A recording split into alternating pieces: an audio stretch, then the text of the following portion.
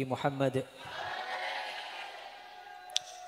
Teman-teman santri semua, malam ini kita melantunkan gema sholawat, kita haturkan keharibaan Rasulullah Sallallahu Alaihi Wasallam. Hari-hari ini memang kita memiliki banyak dan padat kegiatan. Khususnya hari ini saja tadi sudah ada pengajian, lalu malamnya sholawatan. Sebenarnya kita berharap malam ini yang ngaji Gus Latif. Ya tak?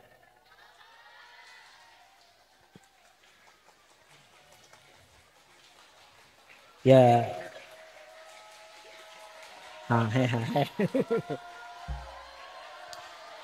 Kemudian kalau enggak Gus Latif ya Gus Sirot. Kan semacam itu. Kemudian yang terjadi malah saya. Maka sama halnya kamu mengharapkan bintang, namun yang kau dapat adalah matahari. Ya seperti itu aja ya tak? Loh, anak-anak semua,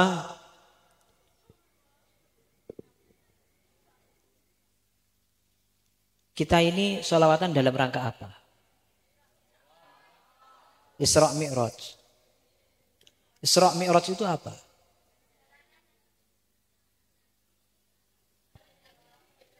Isra Mi'raj itu adalah salah satu kisah yang di dalam sejarahnya adalah satu peristiwa yang paling banyak berdampak pada kemurtatan umat-umat atau orang-orang yang sebelumnya telah beriman. Yaitu kalau kita mau melajari adalah dalam satu penggalan ayat, yaitu A'udzubillahi minasyaitonirrajim. Subhanalladzi asra bi'abdihi laylan minal masjidil harami ilal masjidil aqsa alladzi barakna haulahu linuriyahu min ayatina. Coba sampean ini kan para santri. Ingin malam ini saya ajak berpikir mengenai satu ayat ini. Dari sisi-sisi tafsirnya dan juga maziyatul kalimah, minal kalimah dan robitotul kalimah ilal kalimatil ukhra. Pertama ayat itu diawali dengan kalimat subhanalladzi. Subhana itu identik dengan kalimat Subhana itu identik dengan kalimat, tidak hanya identik, memang itu definisi daripada kalimat tasbih itu sendiri. Yang di dalam beberapa tafsir, termasuk di dalam tafsir At-Tabari, dikatakan ketika Rasulullah ditanya apa maksud daripada subhanallah, Rasulullah itu memberikan satu jawaban yang menarik. Subhanallah kal ingzahullahi anissu. Yaitu satu kalimat yang di situ membersihkan Allah, memahasucikan Allah dari setiap hal-hal yang buruk. Ingat Mbak, Al-Quran diturunkan kemudian disusun dalam sebuah susunan-susunan, itu bukan merupakan rangkaian kata biasa. Namun pasti memiliki tujuan dan kandungan dan pesan bagi orang-orang yang memikirnya. Maklum bagi kita, Al-Quran yang sebegitu tebalnya itu di dalamnya banyak keterangan. Ada hikayat, ada qasais, ada hukumat, dan juga ada tarikh dan lain sebagainya. Al-Quran yang sebegitu tebalnya itu di dalamnya banyak cerita, banyak hukum, banyak sejarah, banyak nasihat, banyak perintah, banyak larangan. Namun yang menarik di dalam ayat Isra ini adalah salah satu ayat yang mengenai tentang sejarah, namun permulaan ayatnya memakai kalimat tasbih. Padahal ayat yang menjelaskan tentang sejarah di dalam Al-Quran tidak hanya Isra Mi'raj saja. Yang menjelaskan tentang cerita tidak hanya Isra Mi'raj saja. Ada di situ menceritakan tentang Ashabul Kahfi. Juga tidak diawali dengan kalimat subhana. Ada juga menerangkan tentang Bani Israel. Menerangkan tentang kaum Yahudi. Menerangkan tentang Nabi Ibrahim. Nabi Musa. Menerangkan tentang bagaimana Allah awal mula menciptakan manusia. Semuanya tidak diawali dengan kalimat tasbih. Maka kalimat tasbih ketika subhana kita kan tahu. Di dalam apa itu istilahnya? Kalimat thayyibah yang macam-macam bentuknya. Ada tahlil la ilaha illallah. Ada ketika kita mendapatkan nikmat kita mengucapkan tahmid alhamdulillah. Ketika kita mendapatkan musibah kita istirja dengan ucapan inna. Kemudian ketika melihat hal yang luar biasa kita mengucapkan tasbih dengan ucapan subhan. Ya toh? Ini memberikan satu pesan kalau cerita Isra Mi'raj itu adalah cerita yang luar. Cerita yang tidak boleh kita pandang sebagai cerita pada umumnya. Karena awalnya saja Allah sudah memakai dengan kalimat tasbih. Di mana kalimat tasbih di dalam aturan kalimat thayyibah itu diperuntukkan untuk hal-hal yang dan pertaruhannya juga karena tasbih itu maha sucinya Allah. Yang dipertaruhkan kalau ceritanya ini sampai tidak benar. Ceritanya ini sampai tidak masuk akal. Ceritanya ini adalah cerita biasa. Yang dipertaruhkan adalah kemahasucian Allah subhanahu. Makanya tolong simaan. Krono iki cerita yang luar. Yaitu cerita Isra. Subhanalladzi. Maha suci alladzi isinya Allah. Silahnya alladzi asra bi abdihi. Yang menjalankan terhadap hambanya alladzi yang isinya Allah. Ya toh? Di sini yang Isra Mi'raj itu siapa toh? Siapa Mbak? Sik kak takok wis tak terang nih koyo ngene iki mau, kak pancing. Berarti yang Isra Mi'raj itu failnya siapa? Dul, kamu aja ketok kaya wong bodoh toh. Sing yakin senajan keliru, paham ora? Aja kaya wong bingung. Sekali lagi kira-kira yang Isra Mi'raj itu failnya siapa? Ya dah. Subhanalladzi maha suci alladzi isinya Allah. Asra silahnya kang nglakokake wengi. Sopo alladzi. Berarti fa'il daripada Isra Mi'raj adalah Allah. Iki paham ana dhisik iki. Kemudian bi abdihi, asra bi abdihi, lafaz bi abdihi itu adalah hanya sebagai muta'adinya lafaz asra. Kalau muta'adi itu bisa kita katakan sebagai objek. Dan bi abdihi itu isinya adalah kanjeng. Berarti Allah sebagai pelaku Isra Mi'raj objeknya adalah kanjeng. Ini paham mono, Mbak. Karena kita sangat tahu kalau Isra Mi'raj itu adalah perjalanan di saat malam yang tidak genap setengah malam, bahkan wakilah hanya sepertiga malam. Min nisfil lail ila qoblal fajri. Separuh bengi berarti jam 12 katakanlah itu. Karena memang Rasulullah waktu itu tidur di dalamnya Ummi Hani. Yaitu Ummi Hani itu siapa? Binti Abi Thalib. Ummi Hani binti Abi Thalib. Kanjeng Nabi dolan nenggone sedulure banjur sare. Lalu kemudian didatangi yang namanya buruk, semacam kuda yang dikatakan itu lebih gede daripada keledai tapi lebih kecil daripada khimar. Yang kemudian di bagian pupunya itu terdapat sayap. Iso mbayangni ora imajinasi. Biasanya lah kita membayangkan di bagian sayapnya kan di bagian agak pundak toh. Ini ala fakhidaihi janahain. Mungkin agak belakang itu sayapnya. Lalu kemudian di waktu yang cuma sepertiga malam Kanjeng Nabi melampah saking Makkah sampai Palestina. Itu kalau kamu lihat di Google Map Itu kira-kira 1P itu 1.500 kilometer. 1.500 kilometer itu antara Magetan, antara Buto sampai tekan Jambi. Itu 1.500 kilometer. Lek mau tambah maneh kira-kira 350 maneh meter, kok meter, kilometer. 350 kilometer maneh tekan Padang. Loh, aku sak wayah-wayah ndelok peta. Dawane sepiro. Perjalanan mulai Buto sampai tekan Jambi, kemudian PP balik maneh cuma ditempuh kira-kira sepertiga malam. Dan tidak hanya itu saja, kemudian naik ke langit Sabtuju, nembus kursi, nembus aras, nembus Sidratil Muntaha. PP maneh. Loh, ini kalau logika kita tidak mungkin ada satu teknologi yang mampu ke arah sana.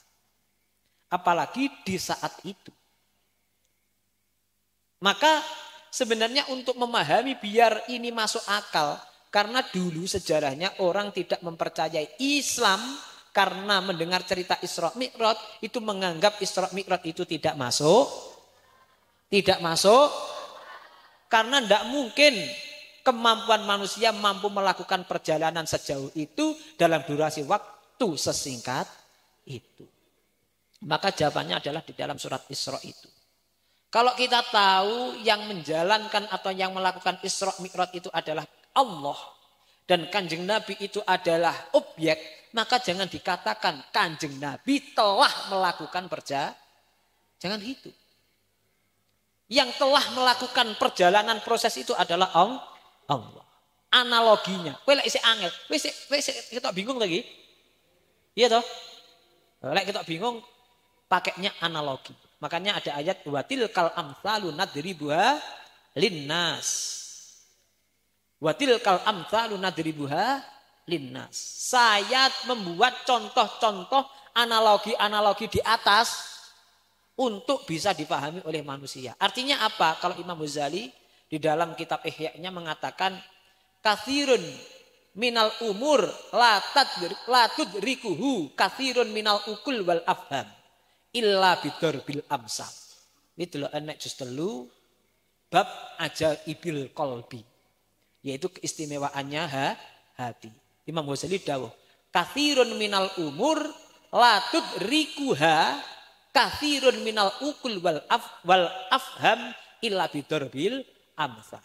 Banyak sekali kasus-kasus perkara-perkara itu tidak mampu dicerna oleh pikiran, tidak mampu dicerna oleh pemahaman, kecuali itu memakai analogi.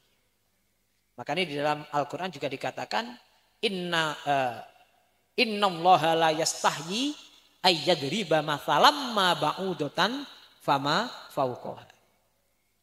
Mathalam ma ba'udatan. Ketika Allah mau menjelaskan kalau Allah itu istimewa, Allah membuat perumpamaan dengan menerangkan masalah nyamuk. Wes iki balik. Ben kita memasukkan akal kita tentang masalah Isra Mi'raj. Berarti pelakunya adalah Allah. Kanjeng Nabi adalah objeknya. Kalau saya analogikan saat ini, mungkin saya adalah orang yang tiba-tiba terbayang punya keinginan pengen belanja tidak cukup dengan online shop, melainkan harus offline shop. Sehingga saya tidak cukup ketika beli baju. Apa itu? Via online, melainkan harus memilih langsung kepada tempatnya. Saya hanya punya bayangan tempat terdekat, terlengkap saat ini adalah Madiun. Yaitu Ramayana Madiun. Karena Magetan tidak ada itu. Istimewa itu Magetan? Jan. Magetan ini mbuh aja. Kemudian saya dilalah. Tidak kumanan mobil. Akhirnya saya mau naik sepeda. Saya mau ambil baju atau jaket. Kemudian saya masukkan di dalam tubuh saya. Ternyata baju saya kekitutan apa? Semua. Lalu saya pakai ngegaspol sampai tekan Goni Madiun.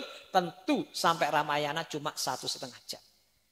Dilalah aku gak ndelok jam Pak Budali. Tekan kono wis sak dhuwure jam 10 bengi. Akhirnya Ramayana wis tutup.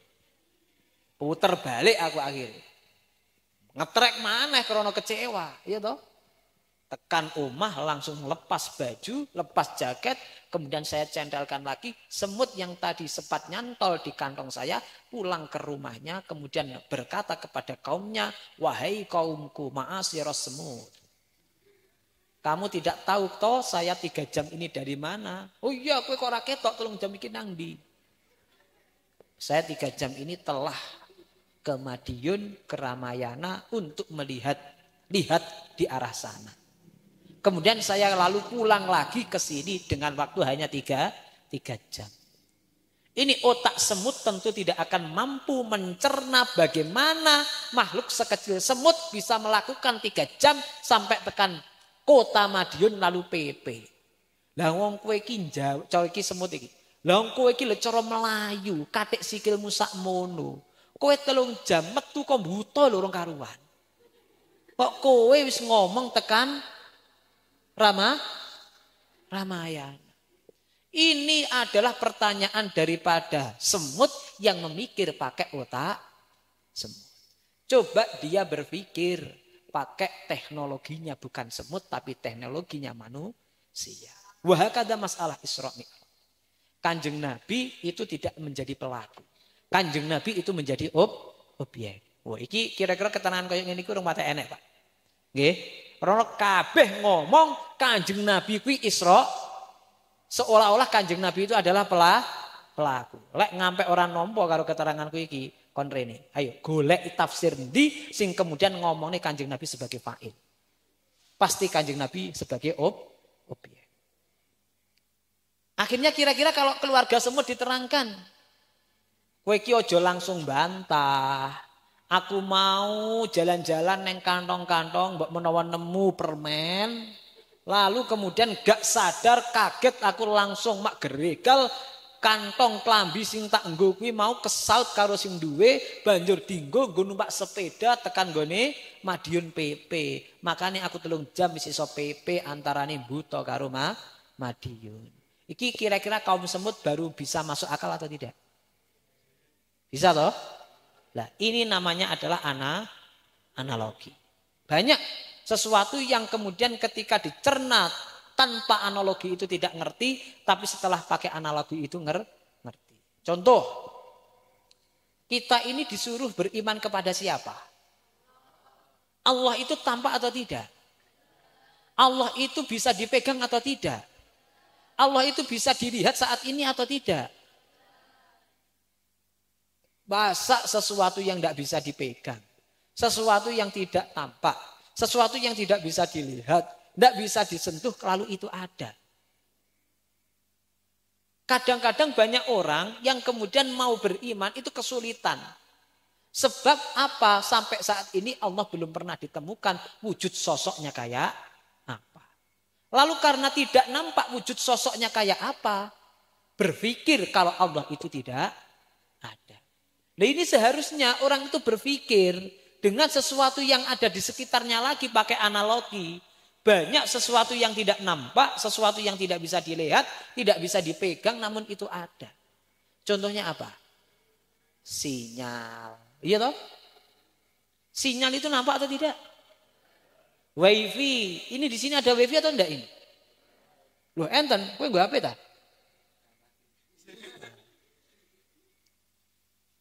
Wifi itu kan nggak tampak toh, tapi itu ada. Ketika kamu percaya wifi yang tak tampak, tak bisa disentuh, tak bisa dilihat itu ada, kenapa kamu harus kesulitan untuk meyakini kalau Allah itu ada? Padahal satu sisi Allah juga tidak tampak dan tidak bisa dilihat. Ya ora? Ya ora? Makanya harus semacam itu. Kasus lagi, iki sing penting tapi iki ilmu kelas 2 iki. Cah sipir urung wayahe kita iki. Mengenai masalah ruh. Kamu pernah melihat orang meninggal? Kemudian bedanya orang meninggal dan orang yang tidak meninggal itu kan karena dia punya ruh dan yang tidak punya ruh kan gitu toh? Lalu ruh manusia terletak di mana? Cek kowe ketek ora nyambung serasa sida tak terang nih ya toh. Berat iki, berat. Wes, intine apa lek awakmu pengen paham tenan iki pancen karo ngaji, Pak. Karo ngaji, karo mempeng. Tidak ada cara lain untuk paham kecuali dengan mempeng. Biqadril qaddi tunalil ma'ali. Wa man talabal ula saharul layali. Seberapa kadar kamu bekerja keras, maka sejauh itulah kamu akan memperoleh al-ma'ali. Ma'ali itu apa? Hal-hal yang istimewa. Wa man talabal ula saharul layali. Dan barang siapa menginginkan sesuatu yang tinggi, maka dia harus siap untuk kemudian matanya tidak segera terpejam di malam hari.